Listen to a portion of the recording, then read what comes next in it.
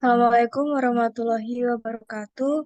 Di sini kami sebagai anggota magang HMSD Adatama Divisi Sponsorship ingin mempresentasikan laporan magang kami yang kami ambil isinya yaitu proposal penawaran.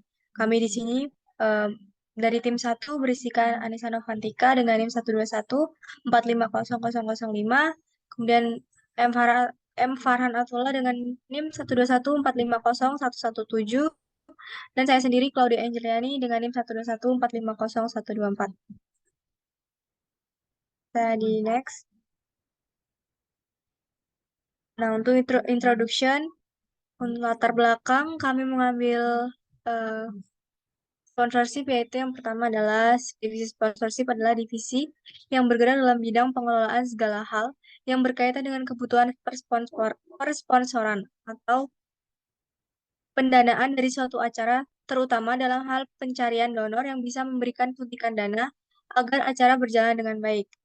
Dari sini himpunan kami yaitu HMSD Adatama, merupakan himpunan program studi sains data di ITERA, diresmikan pada 22 Februari 2022 dan tergolong himpunan yang baru untuk membangun relasi yang kuat dengan sponsor. Maka dari itu, kami simpulkan dengan pengambilan isu, yaitu pentingnya sebuah proposal penawaran dalam penarikan sponsor, apalagi dengan masih barunya himpunan, membuat kami tertarik mengambil topik proposal penawaran ini.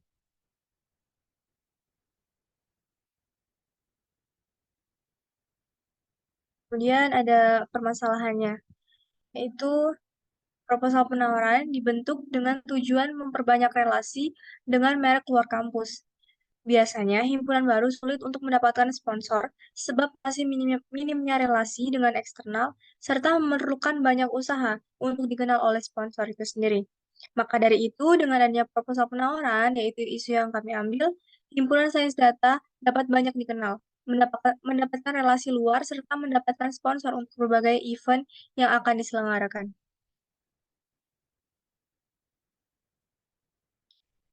Kemudian, untuk masalah problem solver dari proyek ini. Yang pertama akan menggunakan tools analisis kondisi lingkungan atau AKL. Tools yang kedua adalah perumusan gagasan awal atau PGA. Tools yang ketiga adalah tolak ukur keberhasilan atau TUK. Dan yang keempat adalah perencanaan jadwal kerja PJK. Kali ini akan dilanjutkan oleh rekan saya, M. Farhan. Selanjutnya ada SWOT, SWOT analisis. Yang pertama strength, yaitu menjalin kerjasama dengan pihak sponsor atau perusahaan. Yang kedua, mendapatkan suntikan dana untuk mengadakan acara. Yang ketiga, semakin dikenalnya nama himpunan oleh pihak luar. Lalu memberi benefit dan feedback bagi pihak sponsor berupa promosi dan keuntungan. Selanjutnya ada opportunities, yaitu meningkatkan kesempatan dikenalnya himpunan oleh sponsor, meningkatkan kesempatan pemasukan, dan kesempatan untuk bekerja sama jangka panjang dengan sponsor. Lalu ada weakness. Di weakness ini ada syarat sponsor yang sulit dipenuhi, ketidakpuasan sponsor terhadap syarat yang dipenuhi. Lalu yang terakhir ada threat, yaitu kerjasama gagal. Selanjutnya ada matriks SWOT atau SWOT. Matriks SWOT yang pertama ini selalu memberi benefit dan feedback bagi pihak sponsor untuk kerjasama jangka panjang dengan sponsor. Lalu meningkatkan nama baik himpunan dan menjalin banyak relasi. Selanjutnya di bawahnya ada meyakinkan pihak sponsor dengan benefit yang kita berikan. Lalu mencoba lebih banyak lagi mengajak perusahaan untuk bekerja sama. Lanjutnya lagi ada berusaha dengan keras menyangkupi persyaratan. Lalu ada diskusi mengenai persyaratan, memberi feedback pada pihak sponsor sesuai dengan perjanjian. Lalu yang terakhir ada selalu berusaha memenuhi syarat pihak sponsor dan memenuhi syarat dari pihak sponsor dengan baik. Lalu di sini ada perumusan gagasan awal. Nah, untuk memenuhi perumusan gagasan awal ini, kita membutuhkan yang namanya AKL atau analisis kondisi lingkungan. Nah, di AKL ini terdapat brainstorming yang di dalamnya terkandung 5W dan plus 1H.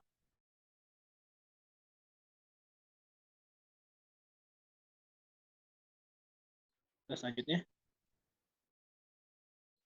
lalu perumusan gagasan awal. Nah, di pertama ada what.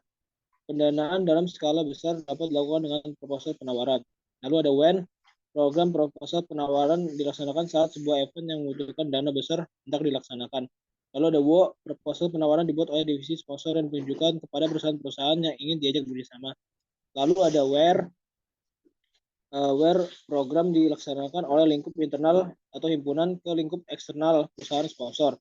Lalu ada why, proposal penawaran diadakan untuk meyakinkan perusahaan sponsor agar menyetujui kerjasama. Lalu yang terakhir ada wo. Di wo ini proposal penawaran dibuat secara sistematis dan semenarik mungkin untuk diserahkan kepada perusahaan untuk menjadi pihak sponsor. Selanjutnya akan dilanjutkan oleh teman saya, Anissa.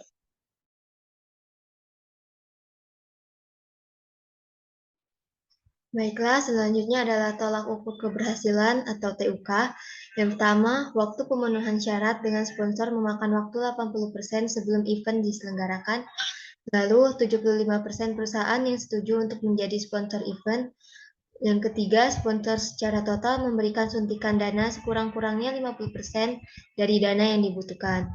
Selanjutnya, memberikan keuntungan sekurang-kurangnya 80% kepada pihak sponsor. Dan yang terakhir, partisipan kerjasama 100% melakukan tugasnya.